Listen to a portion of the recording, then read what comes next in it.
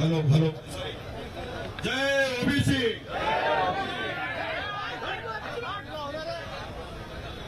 सर्व महामानवांना विनम्र अभिवादन. जरा मागे शांतता ठेवाल का?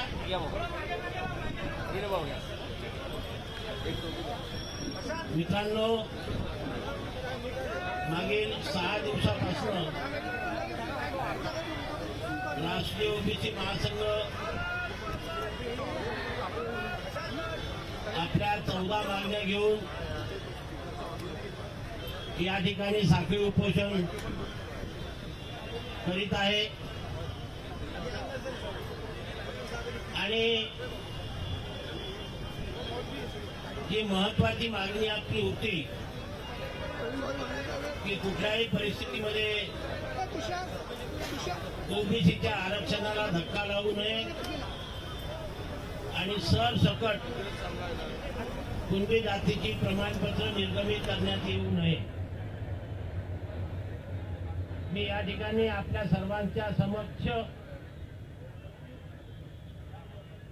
जबाबदारीपूर्वक माननीय मंत्री महोदय, माननीय आमदार अतुलजी सावे या ठिकाणी आलेले आहे, आमदार परिणय फुके साहेब या ठिकाणी आलेले आहेत, आमदार चरणसिंग ठाकूर साहेब या ठिकाणी आलेले आहे, खासदार माजी खासदार महात्मे साहेब या ठिकाणी आहे, संजीव बेंडे, सर्वांचेच नावं मी घेऊ शकतो. आमचे शहराचे भाजपचे अध्यक्ष दयाभैया तिवारीजी या ठिकाणी आलेले आहेत. असंख्य लोक आहेत. यांच्या समक्ष या सर्वांचं स्वागत करतो आणि सावे साहेब, मी जबाबदारीपूर्वक वक्तव्य करतो की परवा जो सरकारने शासन निर्णय काढलेला आहे त्याचं संपूर्णतः अवलोकन केलं, वाचन केलं. आम्ही कायदे तज्ञांशी सुद्धा सल्ला केला आणि सर्व शेवटी आम्ही या निर्णयावरती आलेलो आहोत की 2 वर्षापूर्वी सरकारने जो आम्हाला शब्द दिला होता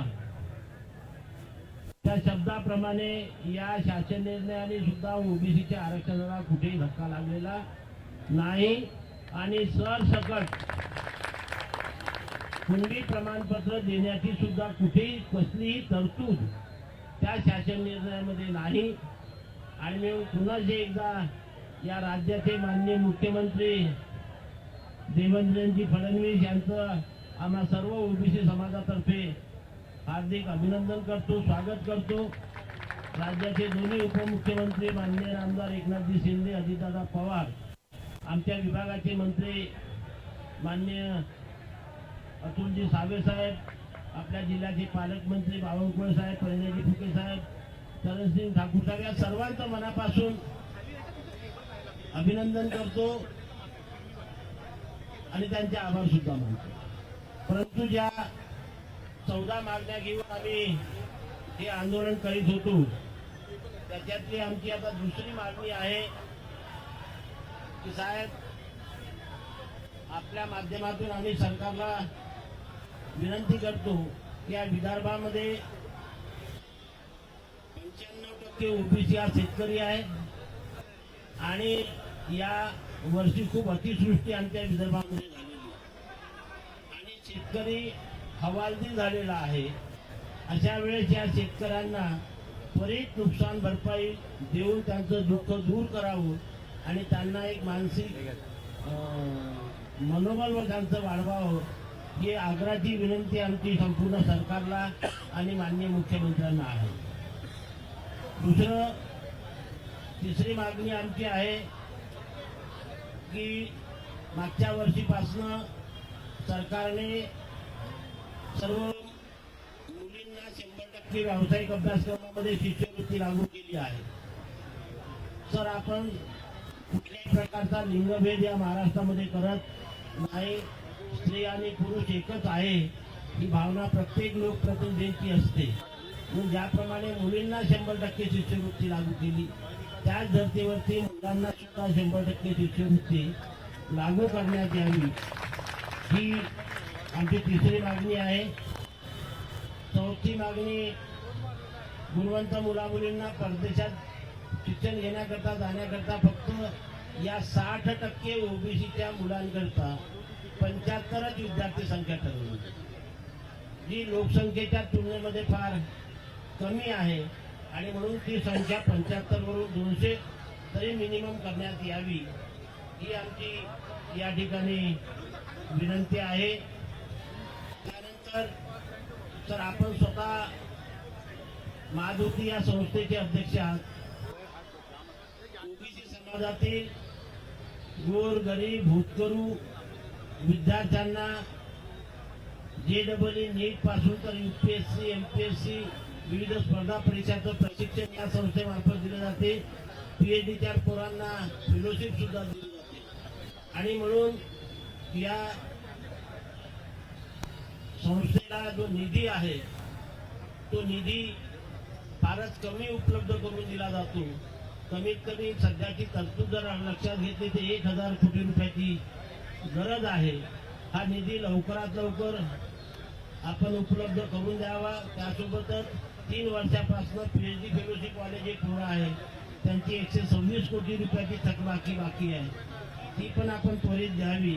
आणि बार्टी आणि सारथीमध्ये जे वेगवेगळे प्रशिक्षण देण्याची कामं त्याच समाजातील गोरगरीब भूतकरू विद्यार्थ्यांना दिली जाते, तशाच प्रकारची तरतूद महाज्योतीमध्ये सुद्धा आपण करावी. आणि महाज्योतीची विविध प्रकारची कामं हे ओबीसी प्रवर्गातील युवकांना जर आपण दिली तर युवकांना चांगल्या प्रकारची कामं त्या ठिकाणी मिळू शकते. त्याच्यानंतर म्हाडा आणि सिडकोमध्ये मागे आपली चर्चा झाली होती. आमचं दुर्भाग्य आहे की आपण म्हणाले होते काळजी करू नका, गृहमंत्री मीच राहणार आहे भविष्यात सुद्धा, पण ते गृहमंत्रीपद आपल्याकडून चाललं गेलं, आमची ही मागणी पूर्ण व्हायची राहून गेली. तरी आपण पुन्हा पुढाकार घेऊन माननीय मुख्यमंत्री आणि मला वाटते आता सध्या शिंदे साहेबांकडे ते खातं आहे, त्यांच्याशी रिक्वेस्ट करून आम्हाला ही लागू करून द्यावी. मी आपल्याला आणि परिवाराला मुख्यमंत्र्यांशी सुद्धा बोललेलो आहे की नागपूरमध्ये 2 वसतिगृह खाली पडलेले आहेत. उच्च तंत्र शिक्षण विभागाच्या अखत्यारीत ते वसतिगृह आहे. ते दोन्ही वसतिगृह जर आपण ओबीसी विभागाने आपल्या अखत्यारीत मागून घेतले तर एका ठिकाणी मुलाचं आणि एका ठिकाणी मुलीचं सुसज्ज असं वसतिगृह त्या ठिकाणी होऊ शकते. आपण ज्या ठिकाणी बसलेलो आहे त्याच्या बाजूला म्हणजे 0 माईलला एक वसतिगृह आहे आणि सुभाषनगरला एक वसतिगृह आहे. तर हे दोन्ही वसतिगृह आपण करावे. ओबीसी आर्थिक विकास महामंडळामार्फत जी 1 लाखाची मर्यादा आणि 15 लाखाच्या मर्यादेच्या योजना आहे त्यामध्ये सरकारी नोकरच असावा ही अट शिथिल करण्यात यावी. तसेच 500 सिव्हिल कोडची अट शिथिल करून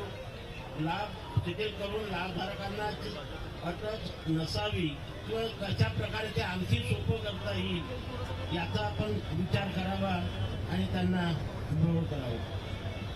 दुसरं आपलं जे ओबीसी विभागाचं आर्थिक विकास महामंडळ आहे त्या आर्थिक विकास महामंडळाला ॲडव्होकेट जनार्दन पाटील ओबीसी आर्थिक विकास महामंडळ, कारण मराठा समाजाकरता जे आहे त्याला शामराव पेजे आर्थिक विकास महामंडळ आहे, अण्णाभाऊ साठेकर आर्थिक विकास महामंडळ आहे, अण्णासाहेब पाटील आर्थिक विकास महामंडळ आहे. याच धर्तीवर या ओबीसीच्या आर्थिक विकास महामंडळ आहे. ॲडव्होकेट जनार्दन पाटील ज्यांचं या ओबीसी समाजाकरता फार मोठं कॉन्ट्रीब्युशन आहे त्यांचं नाव देण्यात यावं.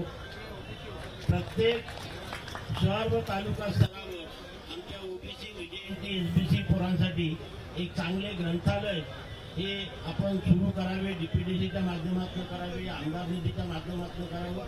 पण ओबीसी करता स्वतंत्र त्याला काय म्हणून आपण ग्रंथालय सुसज्ज असे ग्रंथालय आपण प्रत्येक जिल्हा स्तरावरती सुरू करावं. तिसरा नंतरची मागणी आहे की आपल्याकडे दलित समाजामध्ये किंवा दलित समाजाकरिता काम करणाऱ्या लोकांना डॉक्टर बाबासाहेब आंबेडकर समाजभूषण पुरस्कार दिला जातो.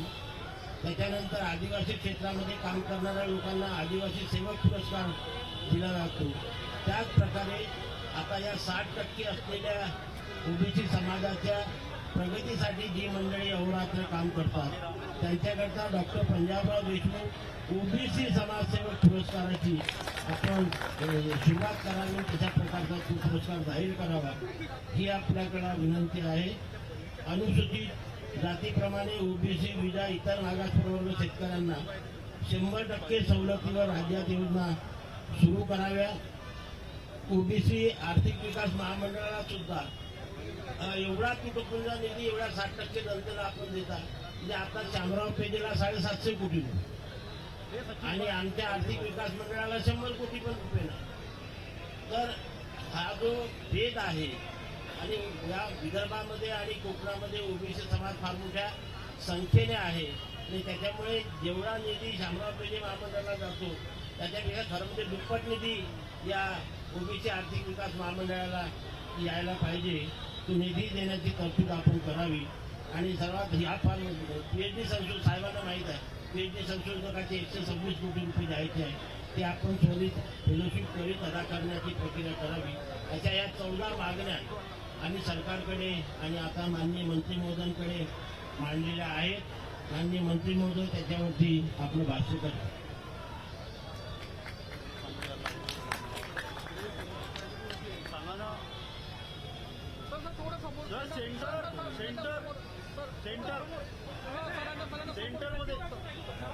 सेंटरमध्ये येऊ द्या.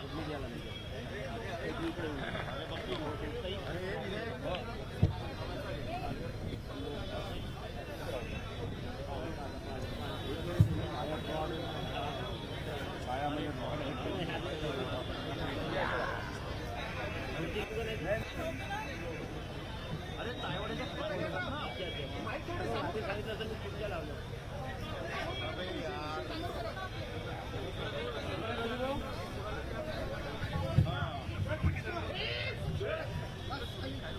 काय ते करायचं का इथे?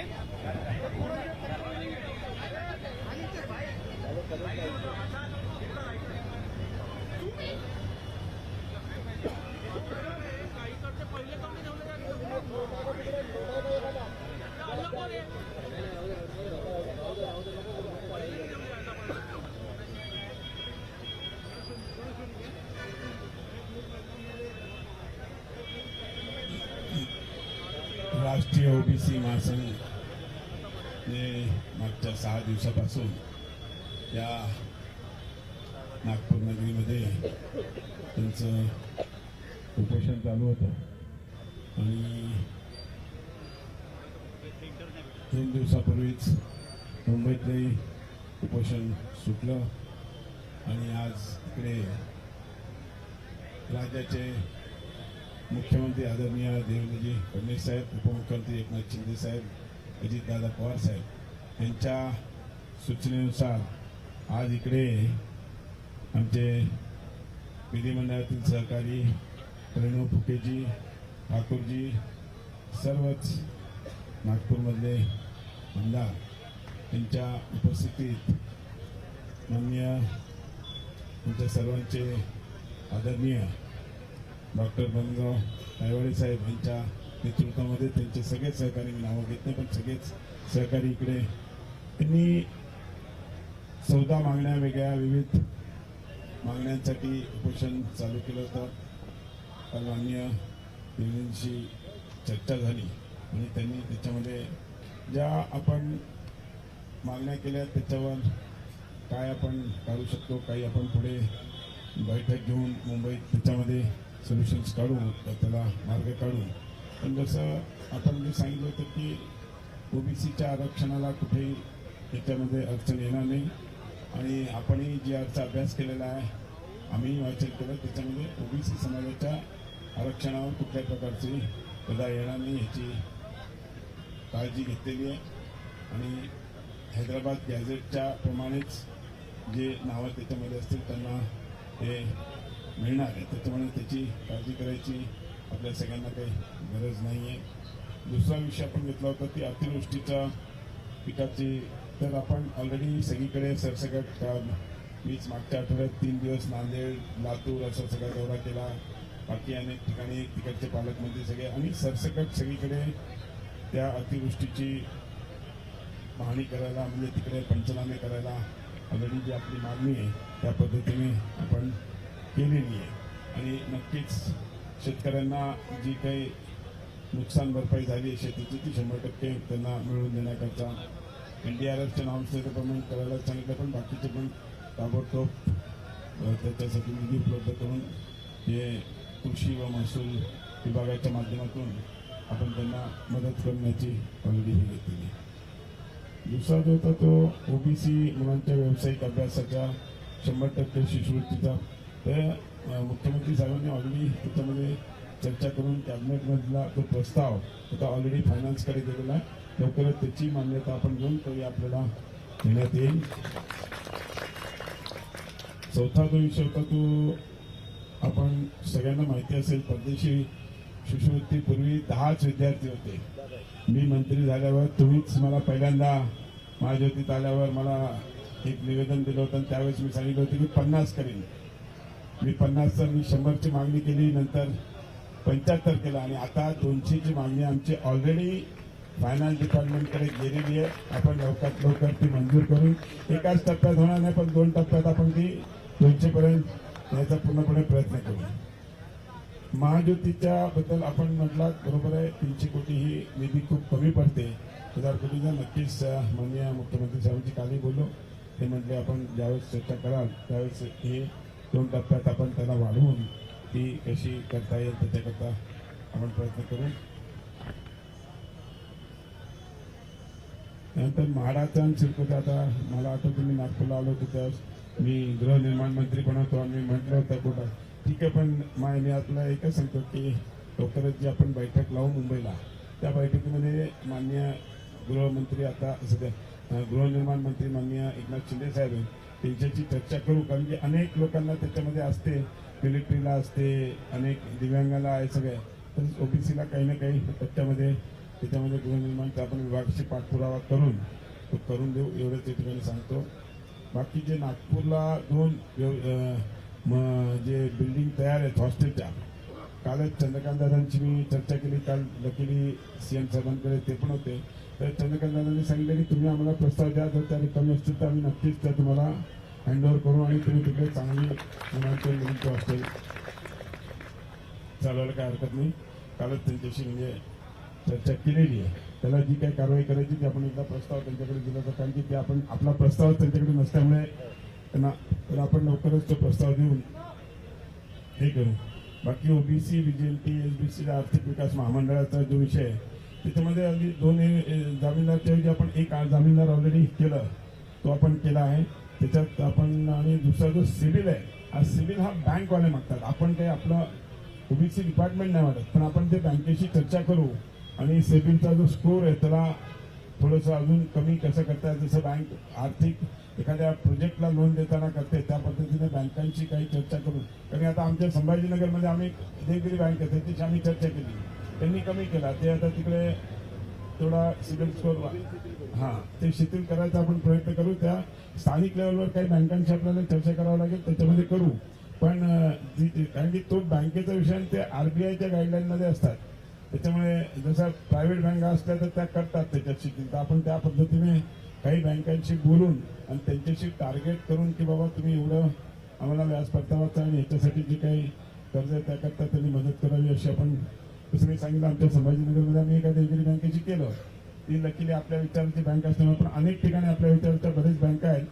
आपण तिकडे थेट कर्ज त्याच्यामुळे ते लागणार आहे, त्याच्यासाठी आपण त्यांना मदत करू. प्लस जे एज्युकेशनल लोन आहे त्यालाही आहे, प्लस व्याज परतावा व्यावसायिकांसाठी 15 लाखापर्यंतचा, त्याच्यामध्ये या सगळ्या 2-3 ह्याच्यामध्ये, कारण काय बाकीच्या सगळ्या ह्याच्यामध्ये फक्त 2च आहेत. तर अण्णा पाटीलमध्ये 2च ठिकाणचे ते फक्त व्याज परतावा करतात आणि 1, पण आपण शैक्षणिक लोन देतो, आपण व्यक्ती, अशा अनेक आहेत. आपल्याकडे 7 योजना आहेत, पण त्या 7 योजनांमध्ये आपण ह्या सगळ्या इम्प्लिमेंट करायचा पूर्णपणे प्रयत्न करू. आणि लवकरच त्याच्यावर काय करू की काही बँकांची स्टेट लेवलला बोलून त्यांच्याशी निगोशिएट करून त्या आपण हे करू. श्यामराव पेजेचं तुम्ही म्हटले बरोबर आहे, त्यांना आर्थिक त्या हिशोबाने मोठी तरतूद असते. पण आता देवलीजींनी आपल्या जवळजवळ 18 महामंडळं सगळी तयार केली आणि प्रत्येक महामंडळाचं आजचे दिवस रजिस्ट्रेशन होतं. आता कंपनी रजिस्ट्रेशन वगैरे सगळं कंप्लीट झालेलं आहे.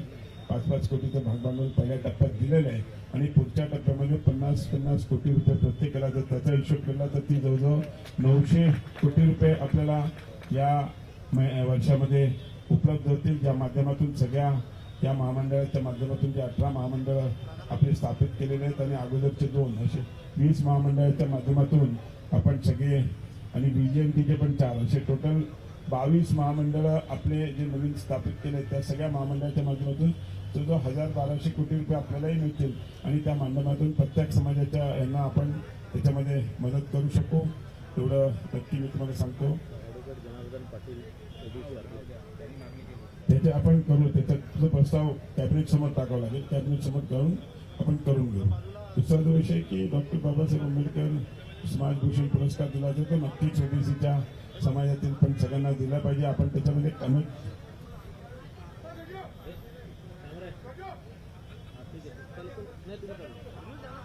1 मिनिट माझं बोलणं होऊ द्या. मी तुमचंही ऐकतो तुमचं ऐकतो. कसं आहे की प्रत्येक शहरामध्ये आपण तालुक्यामध्ये तर आपण ऑलरेडी जे आपले डिस्ट्रिक्ट प्लेसेस आहेत जिल्ह्याच्या स्तरी एक ओबीसी साठी म्हणजे अभ्यासिकासारखं जिकडे सगळे पुस्तकं उपलब्ध होतील MPSC UPSCच्या परीक्षेच्या तयारीसाठी अशा सगळीकडे प्रत्येक जिल्ह्याच्या ठिकाणी एक अभ्यासिका आपण घेऊन सुरू करायचा आपण निर्णय घेतलेला आहे. लवकरच त्या महाज्योतीच्या माध्यमातूनच त्या आम्ही सुरू करणार आहोत. ऑलरेडी नागपूर संभाजीनगर आणि नाशिकचे तर आम्ही ऑलरेडी अक्वायर केले. बाकीच्या पण सगळ्या डिस्ट्रिक्टच्या ठिकाणी आपण हे सुरू करण्याचा आपला आहे आणि लवकरच त्या आपण सुरू करू. दुसरं अनुसूचित जाती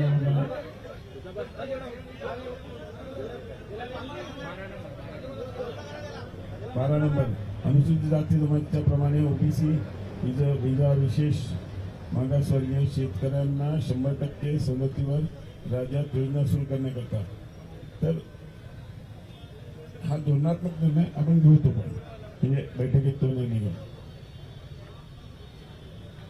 महामंडळाने सांगितलं ऑलरेडी तर 1000 आपल्याला त्याच्यापेक्षा जास्त आपल्या सगळ्या ओबीसी समाजाचे जे महामंडळाचा विचार केला तर त्याच्यापेक्षा जास्त 1000 पेक्षा जास्त पैसे आपल्याला सगळ्यांना उपलब्ध होणार आहेत. आणि एक जो ह्याचा PhDच्या विद्यार्थ्यांचा पण जो विषय आपण सांगितला त्यामध्ये ऑलरेडी ती फाईन 126 कोटीची आम्ही ह्याला पाठवलेली आहे फायनान्सला. लवकरात त्यांनी आपल्याला सांगितलं की आम्ही 2 ते 3 टप्प्यात तुम्हाला पैसे देऊ. ते आले की ताबडतोब आपण तोपर्यंत काही ना काही त्यांना निधी उपलब्ध करून द्यायचा आपण प्रयत्न करतो. अशा आपल्या सगळ्या मागण्यांमध्ये अजून लक्ष घातलेलं आहे. मी आत्ताच फडणवीस सांगितलं की मंगळवारी आपण एक बैठक मुंबईत लावू. त्या बैठकीमध्ये आपण चर्चा करू. सगळे आमचे ज्या ज्या आता याच्यात हाऊसिंग असेल किंवा एज्युकेशन असेल या सगळ्या सेक्रेटरीजना यांच्या अधिकाऱ्यांना बोलून एकदा चर्चा करून याच्यात हे काढू. जे सोल्युशन समजा नाहीच निघालं तर ते आपण माननीय मुख्यमंत्र्यांकडे जाऊ. पण जे सोल्युशन आपल्याला माझ्या मते 14 पैकी मला तर 10 ते 12 याच्यामध्ये काही अडचण वाटत नाही.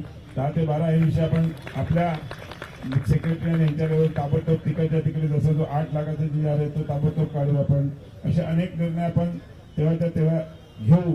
बाकीचे उरतील तर 1-2 जे राहतील ते आपण माननीय मुख्यमंत्र्यांसमोर चर्चा करून ते नक्कीच उपमुख्यमंत्री मुख्यमंत्री यांच्या सगळ्यांच्या त्याच्यासमोर चर्चा करून ते नक्कीच सोडू. सरकार पूर्णपणे आपल्या पाठीमागे. माननीय मुख्यमंत्री देवेंद्र फडणवीस यांनी काल विशेष मला सांगितलं तुम्ही जाऊन भेटून त्यांच्याशी चर्चा करा. आणि मला वाटते की आपल्या 14 पैकी 10-11 मागण्या तर आज 12 मागण्या तर आपल्या पूर्ण झालेल्या आहेत. फक्त 1-2 मागण्यांचा जो विषय जो कॅबिनेट समोर आहे तो कॅबिनेट समोर घेऊन नक्कीच आम्ही सोडण्याचा प्रयत्न करू. एवढंच या ठिकाणी सांगतो आणि त्यावेळी सर्वांना विनंती करतो की आपण आपलं उपोषण सोडावं. सगळे आमदार ठाकूर साहेब आहेत, प्रणव फुके साहेब आहेत, मी आणि आम्ही सगळ्यांच्या विनंतीला आपण मान देऊन आपण हे उपोषण सोडावं अशी आपल्याला विनंती करतो. एक मिनिट प्रणव फुके साहेब बोलतो. बोललो ना. जय ओबीसी. राष्ट्रीय ओबीसी महासंघाचा राष्ट्रीय ओबीसी महासंघाचा राष्ट्रीय ओबीसी महासंघाच्या वतीने मागील 6 दिवसापासून या संविधान चौकात साखळी उपोषण सुरू आहे. आणि जे मागे मुंबईमध्ये जे आंदोलन झालं आणि मराठा समाज कुठेतरी आक्रमक झाला होता आणि म्हणून कुठेतरी ओबीसी संपूर्ण महाराष्ट्रातील ओबीसी समाजामध्ये एक भीतीचं वातावरण निर्माण झालं होतं आणि कुठेतरी एक असंतोष मोठ्या प्रमाणात निर्माण होत होता की आपल्या आरक्षणामध्ये कोणी गदा तर नाही आणणार पुढाकार घेऊन माननीय डॉक्टर बबनराव तावडे सरांनी आणि राष्ट्रीय ओबीसी महासंघाने हे आंदोलन इथे पुकारलं, सरकारचं लक्ष वेधलं आणि कुठेतरी महाराष्ट्राला हे दाखवून दिलं की ओबीसी जागृत आहे. ओबीसी उठ्या धरून त्यांच्या आरक्षणावर गदा आली तर ओबीसी आक्रमक होणार. आणि माननीय मुख्यमंत्र्यांचा मी फार फार आभार मानतो की त्यांनी दोन्ही समाजांच्या मध्ये समन्वयाची भूमिका घेऊन दोन्ही समाजाला न्याय देण्याचं काम माननीय देवेंद्र फडणवीस साहेबांनी केलेलं आहे. एकदा जोरदार सगळ्यांनी त्याच्यासाठी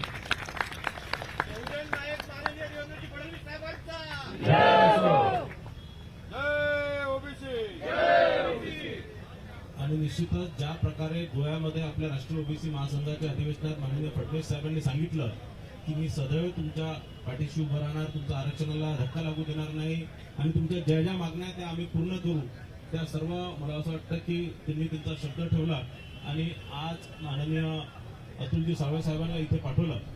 एक फार मोठी राष्ट्रीय ओबीसी महासंघाच्या एक विजय आहे की 6 दिवसाच्या उपोषणात आपल्या 12 मागण्या पूर्ण झाल्या.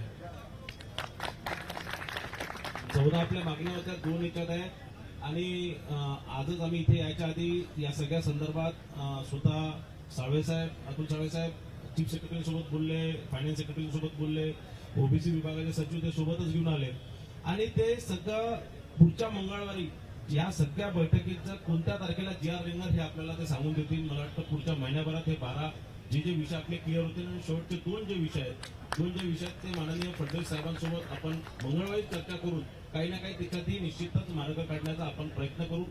राज्य शासनाने यावेळेस फार एक चांगली सकारात्मक भूमिका घेतली.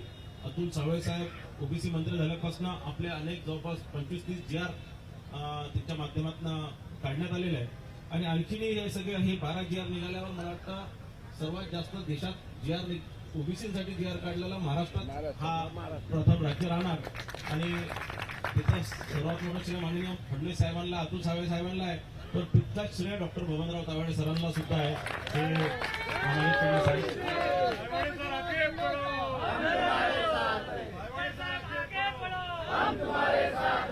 आणि काली या संदर्भात तावडे सर आणि सगळे राष्ट्रीय ओबीसी महासंघाचे पदाधिकारी उपोषण करतात, सगळ्यांसोबत चर्चा झाली. आजही सगळ्या तुमच्या आपल्या मागण्या पूर्ण झाल्या. मला असं वाटतं आता आपण हा उपोषण आपण थांबवलं पाहिजे, उपोषण आता सोडलं पाहिजे आणि स्वतः मंत्री महोदय आपलं उपोषण सोडायला आले. मला असं वाटतं तावडे साहेब आता आपल्या सगळ्या मागण्याही पूर्ण झाल्या आणि पुढे काही झालं तर आपण तयारच आहे. तर म्हणून आपल्याला विनंती करतो. धन्यवाद.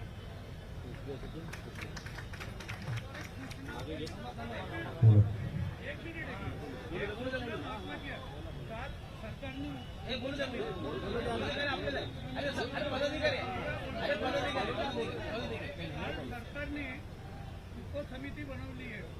या विषयामध्ये महत्वाचा इश्यू कुणबी फॅक्टर आहे, पण त्या उपसमितीमध्ये एकही कुणबी सदस्य नाही. ही सूचना कृपया देवेंद्रजीकडे अध्यक्ष आहेत का त्या समितीचे अध्यक्ष आपले ओबीसी नेता आपल्या नागपूरचे चंद्रशेखर बावनकुळे साहेब आहे आणि ते कुणबीचे जवाई सुद्धा आहे. कशा चिंता करताय? परंतु जरांगेचं आंदोलन होतं अजून आपल्याला 2 सदस्य केंद्रित होतं आणि कुणब्यांच्या नोंदीबद्दल होतं. तर कृपया ही कुणबी समाजाचा प्रतिनिधित्व असणं आवश्यक आहे. दिनांक 30 तारखेपासून राष्ट्रीय ओबीसी महासंघाचं जे साखळी उपोषण संविधान चौकात सुरू होतं, या आजच्या या संविधान चौकामध्ये राज्याचे ओबीसी मंत्री अतुलजी सावे, त्यांच्यासोबत आलेले आमदार परिंद्र फुके, दुसरे ठाकूर साहेब आमदार, माजी खासदार महात्मे साहेब, सर्व राष्ट्रीय ओबीसी महासंघाचे पदाधिकारी ज्यांच्या नेतृत्वात हे आंदोलन सुरू होतं, ते राष्ट्रीय ओबीसी महासंघाचे राष्ट्रीय अध्यक्ष तायवडे सर. आता मंत्री महोदयांनी तुम्हाला सर्वांना अवगत केलं की आपले 12 ज्या मागण्या आहेत त्या पूर्ण केलेल्या आहेत. साहेब धन्यवाद, तुमचे आभार मानतो. मुख्यमंत्री साहेबांचे सुद्धा याच्यासाठी आभार मानणं गरजेचं आहे. ते सुद्धा नेहमी सांगत असतात आम्ही ओबीसीच्या बाजूने भक्कमपणे उभे आहोत परंतु आमच्या ह्या मागण्या 12च आहेत. अजूनही मागण्या पुन्हा येऊ शकतात. वेळोवेळी आम्ही आंदोलन करत असतो. त्याला सुद्धा तुम्ही दाद द्यावी. तुम्ही इथं आलात त्याबद्दल सर्वांतर्फे, सर्व ओबीसी समाजातर्फे तुमचे अभिनंदन करतो, आभार मानतो. आणि जे साखळी उपोषण सुरू आहे ते इथे आजपासून तायवाड सर याबद्दल भाष्य करतील. आणि बाकी कोकण विभागामध्ये असो, बाकी जिल्ह्यामध्ये सुद्धा राष्ट्रवादी महासंघाचे आंदोलन सुरू आहे. याच मागण्या घेऊन सुरू आहेत. त्याबद्दल संपूर्ण भाष्य तायवाड सर करतील अशी मी त्यांना विनंती करतो. मित्रांनो, आपल्या सर्वांच्या समक्ष खुल्या पद्धतीने या ठिकाणी आमदार डॉक्टर परिणय फुके, आमदार चरणसिंगजी ठाकूर, डॉक्टर महात्मे साहेब यांच्या उपस्थितीमध्ये, दयाशंकर तिवारी साहेब यांच्या उपस्थितीमध्ये माननीय मंत्री महोदयांशी खुलेआम चर्चा झालेली आहे. म्हणजे लपून छपून कानात आम्ही दोघंही बोललेलो नाही. आणि आपण ज्या 14 मागण्या घेऊन हा संघर्ष करत होतो त्यापैकी त्यांनी आज या ठिकाणी आपल्याला आश्वासित केलेलं आहे की मंगळवारी पुन्हा एकदा मुंबईला चर्चा करून ज्या 12 मागण्या आहेत त्याचे शासन निर्णय 1 महिन्याच्या आत आपल्याला देण्याचं जे आश्वासन दिलेलं आहे, मला इथे उपस्थित सर्व मान्यवरांवरती विश्वास आहे. कारण आतापर्यंतच्या प्रवासात त्यांनी जेव्हा जेव्हा आम्हाला शब्द दिला तो पाळलेला आहे आणि वेळेच्या आत शासन निर्णय आमच्या हाती मिळालेला आहे. ज्या 2 मागण्या आपल्या आहेत त्या माननीय मुख्यमंत्र्यांसोबत चर्चा करून मंत्रिमंडळामध्ये आणल्या जाईल आणि त्याच्यानंतर त्याच्यावरती शिक्कामोर्तब होईल. आता उपसमिती सुद्धा झालेली आहे. त्या उपसमितीचे अध्यक्ष आपल्या नागपूरचे पालकमंत्री सन्मान्य बावनकुळे साहेब आहेत. अतुल सावे साहेब त्याचे सदस्य आहेत. त्यामुळे तिथे सुद्धा त्या ताकदीने उपसमितीमध्ये तो मुद्दा येईल, त्याच्यानंतर मंत्रिमंडळात येईल आणि त्या सुद्धा मागण्या आपल्या पूर्ण होतील याविषयी माझ्या मनामध्ये शंका नाही आहे. आणि म्हणून माननीय मुख्यमंत्र्यांनी पुढाकार घेऊन आज त्यांनी आपलं शिष्टमंडळ या ठिकाणी पाठविलं आणि शिष्टमंडळाने आमच्या 14 पैकी 12 मागण्या पूर्ण केल्यात. त्याबद्दल मी त्यांचे मनापासून आभार मानतो. आमचे या व्यतिरिक्त लातूर, वडीगोद्री, कल्याण, ठाणे, गोंदिया, भंडारा या ठिकाणी आंदोलन सुरू आहे. त्या आंदोलकांना सुद्धा आम्ही आता आमचा मॅसेज देऊन त्यांना सुद्धा हे आंदोलन आम्ही थांबवायला सांगू. आणि यापुढे भविष्यामध्ये सुद्धा जेव्हा जेव्हा ओबीसीवरती कुठल्याही प्रकारची गदा येईल, संकट येईल, तेव्हा एवढ्याच ताकदीने आपण उभे राहू आणि ओबीसी समाजाच्या संविधानिक अधिकाराचं रक्षण करू या सर्व मान्यवरांच्या मदतीने अशी मी या ठिकाणी ग्वाही देतो. आणि इथे नागपूरला सुरू असलेलं हे उपोषण आताच या ठिकाणी मान्य साहेबांच्या हस्ते आम्ही ते थांबवतो आणि महाराष्ट्रातील इतर ठिकाणी सुरू असलेलं आंदोलन सुद्धा थांबविण्याच्या सूचना आम्ही सर्व आमच्या पदाधिकाऱ्यांना देतो. पुनश्च एकदा सर्वांचे आभार, धन्यवाद.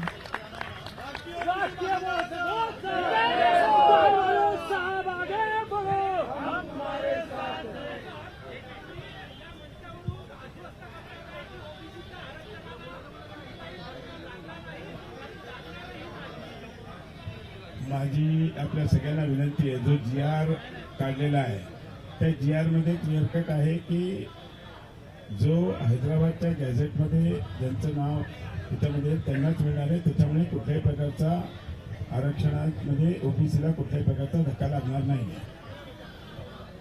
मी या ठिकाणी सर्व आमचे नेते, भाजपचे पण आमचे अध्यक्ष, मान्य अध्यक्ष साहेब, म्हणजे ठाकूर साहेब असतील, आमचे प्रणय फुटेचे असतील, महात्मे साहेब आहेत आणि साहेबांचे सगळे सहकारी, या सगळ्यांचं अतिशय आभारी आहे की आपण माननीय मुख्यमंत्री देवेंद्र फडणवीस साहेब उपमुख्यमंत्री एकनाथ शिंदे साहेब, अजितदादा पवार साहेब यांच्या सगळ्यांच्या जो विनंती त्यांनी केली होती ती विनंती मी घेऊन आलो होतो, ती आपण मान्य केली आणि आपण सगळ्यांनी याच्यामध्ये सहकार्य केलं.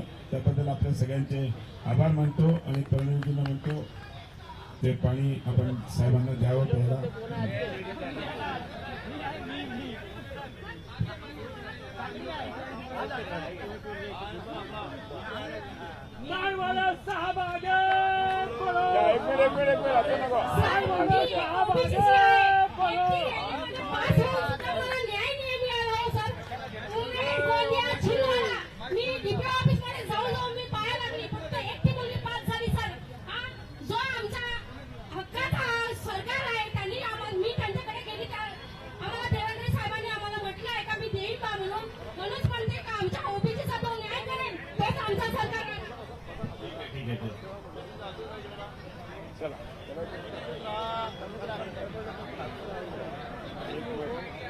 आता मला पण हात दे दिली ना आता बाईट इथून दिली तिकडे आता परत